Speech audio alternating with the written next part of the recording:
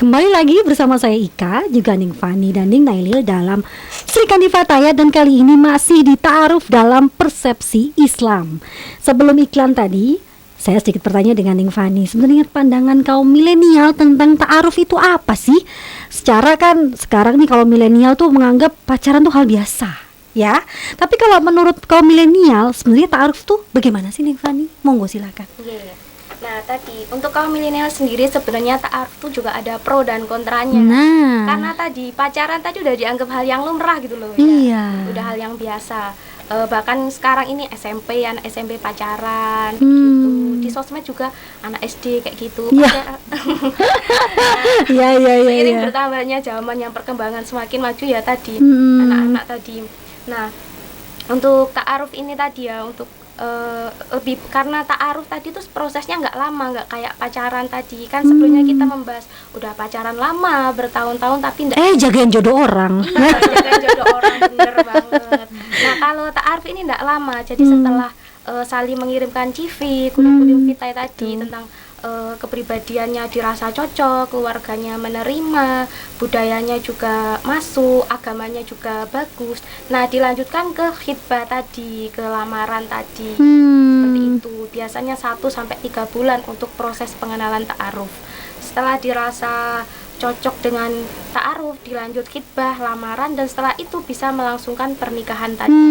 Ya langsung tancap gas aja kalau udah cocok apa enggak gitu ya. Untuk menghindari hal-hal yang enggak diinginkan mungkin begitu. Nah, kalau Ning Fani, di sekeliling Ning Fani sebagai kaum milenial, ada nggak sih yang masih menjunjung tinggi ta'aruf? Wah, secara kan sekarang milenial tuh komen di TikToknya bisa pacaran loh. Nah kayak gitu ya, komen di medsos dikit aja udah DM udah selesai deh gitu.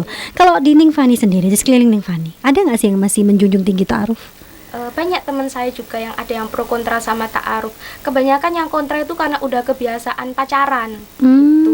Jadi dirasa takutnya loh bisa ta'aruf lanjutin ke pernikahan, karena tadi kalau pacar kan dikira udah mengenal beberapa tahun, pacaran 1-2 tahun udah kenal, padahal kan sebenarnya tidak. Belum tentu. Iya, belum tentu juga. Iya benar. Karena kalau waktu pacaran kan yang ditampilkan yang baik-baik saja. Iya, yang baik-baik, dibayarin, terus udah deh. Iya. Oke. Tapi masih ada ya kaum milenial yang menjunjung tinggi ta'aruf? Iya, ada. Kan sekarang ada juga IG yang untuk pengenalan ta'aruf itu loh. Banyak aplikasinya. Nggak usah disebut aplikasinya deh, tapi banyak banget. Oke, kalau Ning Nailil nih, sebenarnya tahapan ta'aruf dalam Islam itu apa saja sih selain tadi ta'aruf dulu? Apakah ada harus 3 bulan atau yaudah 1 bulan selesai, atau bagaimana Ning sebenarnya dalam Islam? Jadi memang di dalam Islam itu ada tahapan-tahapan gitu ya untuk ta'aruf, tapi tidak begitu lama gitu ya. Jadi ta'aruf ini melalui tahapan seperti misalnya perkenalan dulu gitu ya, habis itu perkenalan, kemudian saling mengerti antara keduanya itu tadi, kejiwaannya dan lain sebagainya, backgroundnya, kemudian yang terpenting di situ adalah bagaimana sih kesolehannya. Nah ini yang terpenting antara soleh dan solehannya, karena itu nanti yang akan menjadikan sebuah rumah tangga ini akan berjalan sesuai dengan tuntunan syariat Islam, sehingga menjadi yang mana tadi dikatakan fa innahu ayyudama bainahuma. Jadi sesungguhnya ta'aruf ini akan menjadikan langgengnya di antara keduanya di dalam pernikahannya nanti itu. Jadi semuanya segalanya dipersiapkan di dalam ta'aruf tadi itu. Jadi bagaimana akhlaknya, bagaimana agamanya, karena memang di dalam Islam itu pernikahan ini boleh orang itu menikah melihat karena kecantikannya gitu ya. Jadi tunkahul mar'atu lima liha yang pertama itu karena hartanya. Misalnya kamu kerja apa sih, kamu punya apa sih, dan si perempuan juga bertanya, pingin tahu si laki-lakinya ini kerjanya apa, kemudian penghasilannya seperti apa, halal apa tidak. Dan ini yang terpenting gitu ya. Jadi boleh lima liha karena hartanya itu boleh. Kemudian lijamaliha itu ya, karena kecantikannya, ketampanannya ini boleh, dan itu bisa lewat ta'aruf tadi gitu ya. Jadi kita ya seperti yang Mbak Ika bilang bahwasanya kita beli barang aja kita nggak mau, jangan sampai kita beli kucing dalam karung kan gitu ya. Jadi betul. kita harus tahu. Yang tadi dikatakan ayu dama bainahuma. Jadi sebenarnya istriku itu seperti apa, atau calon istriku seperti apa, atau calon suamiku seperti apa. Karena menyangkut keturunan Nah, ini. ini karena menyangkut keturunan, dan ini yang dimaksud disunahkan ta'aruf tadi itu. Jadi fungsi atau tujuan daripada ta'aruf ini untuk kebaikan atau kelanggengan di dalam sebuah rumah tangga. Oke, Jadi betul. jangan disalah persepsikan bahwasanya pacaran sekian tahun ini untuk Jaga jodoh ta'aruf. orang. Ini jangan gitu ya. Ya. Jadi memang benar-benar seperti itu. Harus ada langkah-langkahnya gitu ya. Jadi tujuan daripada ta'aruf itu harus jelas gitu. Jangan hanya sekedar ta'aruf melulu gitu ya. Ta'arufnya Jangan. bertahun-tahun lagi nggak itu, jelas nih mau jangan. nikah atau enggak gitu Nah, ya. ini, gitu ya.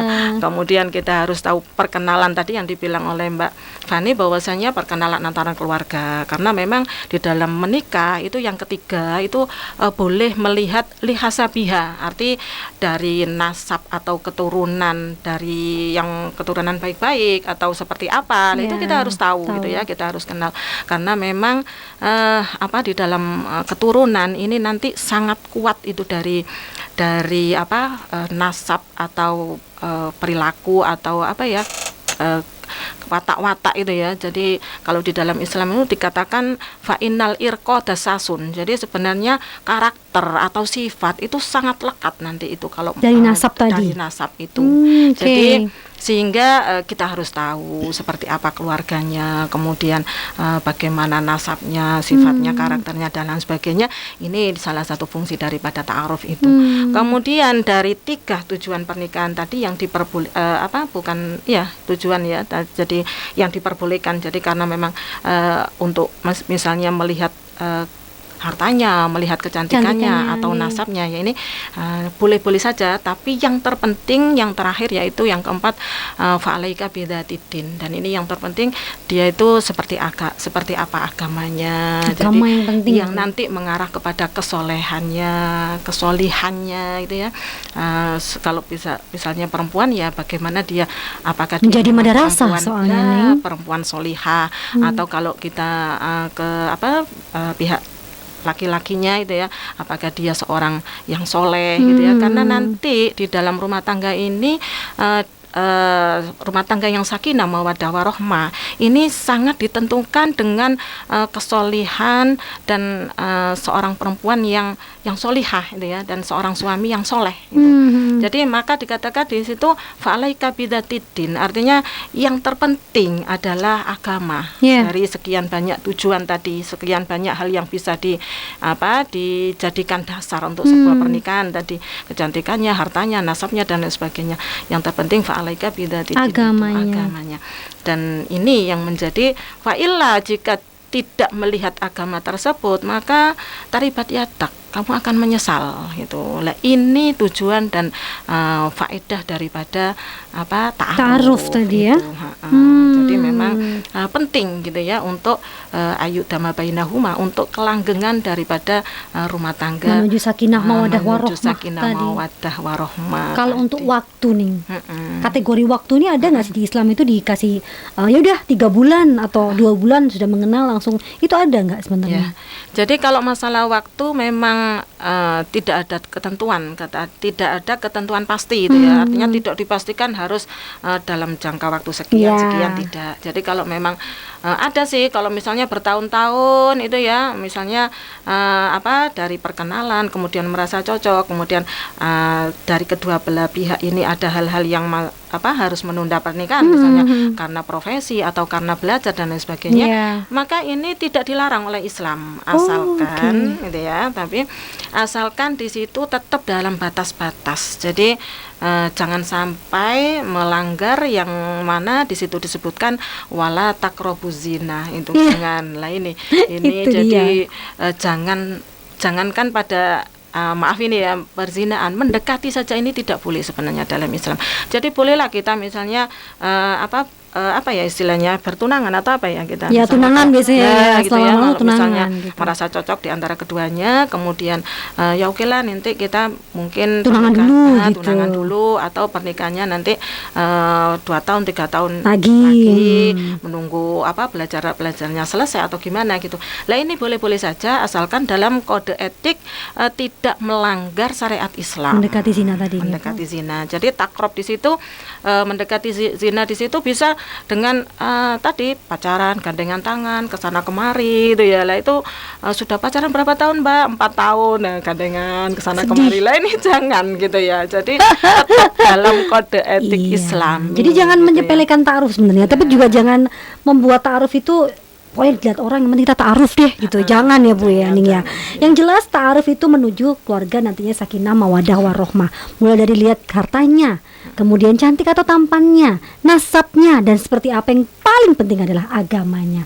Dan bagaimanakah tentang faedahnya ta'aruf untuk kita milenial ini tuh, bukan kita, Bapak nih maksudnya, yang kalau milenial ini bahkan sampai mungkin yang belum menikah tapi sudah berusia, apa sih faedahnya sebenarnya? Nanti setelah tayangan iklan berikut ini.